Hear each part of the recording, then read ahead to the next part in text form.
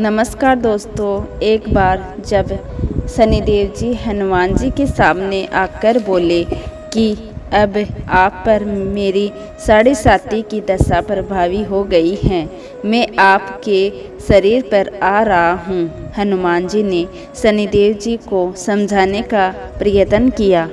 आप कई अनियंत्र जय ग्रहों का प्रभाव पृथ्वी के मरणशील प्राणियों पर ही पड़ता है। मुझे अपने आराध्य का स्मरण करने दे।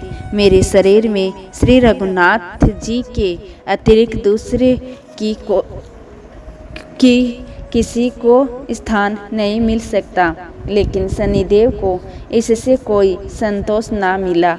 वह बोले, मैं सृष्टिकर्ता के विधान से विवश हूँ। आप पृथ्वी पर रहते हैं, अतः आप मेरे प्रभुत्व से बाहर नहीं हैं। पूरे 22.5 वर्ष व्यतीत होने पर 7.5 वर्ष के अंतर 2.5 वर्ष के लिए मेरा प्रभाव प्राणी पर पड़ता है, किंतु यह गौण प्रभाव है। आप पर मेरी 7.5 आज इसी समय से प्रभावी हो रही है, इसलिए मैं आपके शरीर पर आ रहा हूँ। इसे आप टाल नहीं सकते। फिर हनुमान जी कहते हैं, जब आपको आना ही है तो आइए। अच्छा होता कि आप मुझ व्रत को छोड़ ही देते। फिर शनिदेव जी कहते हैं, कलयुग में पृथ्वी पर देवता या उपदेवता किसी को नहीं रहना चाहिए। सबको अपना आवास सूक्ष्म लोगों में रखना चाहिए। जो पृथ्वी पर रहेगा वह कलयुग के प्रभाव में रहेगा और उसे मेरी पीड़ा भोगनी पड़ेगी।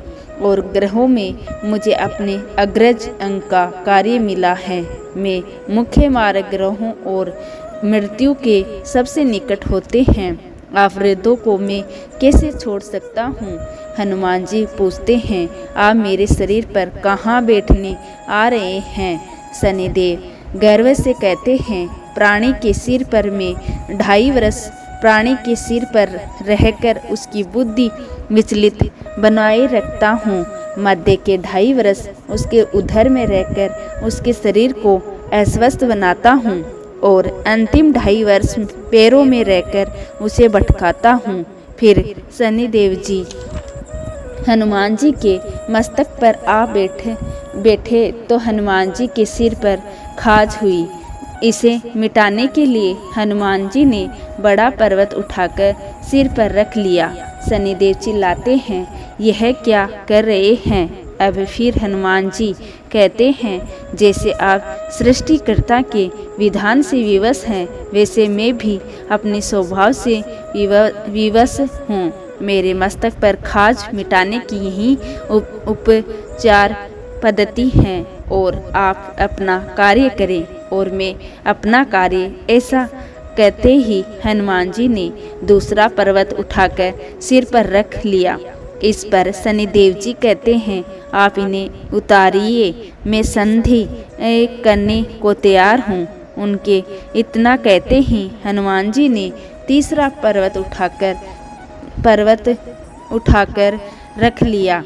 तो शनिदेव जी चिल्लाकर कहते हैं, मैं अब आपके समीप नहीं आऊँगा। फिर भी हनुमान जी नहीं माने और चौथा पर्वत उठाकर सिर पर रख लिया। शनिदेव फिर चिल्लाते हैं, पवन कुमार त्राहिमाम रामदूत अंजनी आय नमः। मैं उसको भी पीड़ित नहीं करूँगा जो आपका स्मरण करेगा। मुझे उधर जाने का अवसर दे।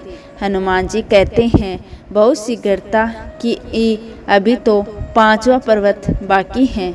और इतने में ही शनिदेव जी मेरे पैरों में गिर गए और कहा, मैं सदैव आपको दिए वचनों को स्मरण रखूँगा।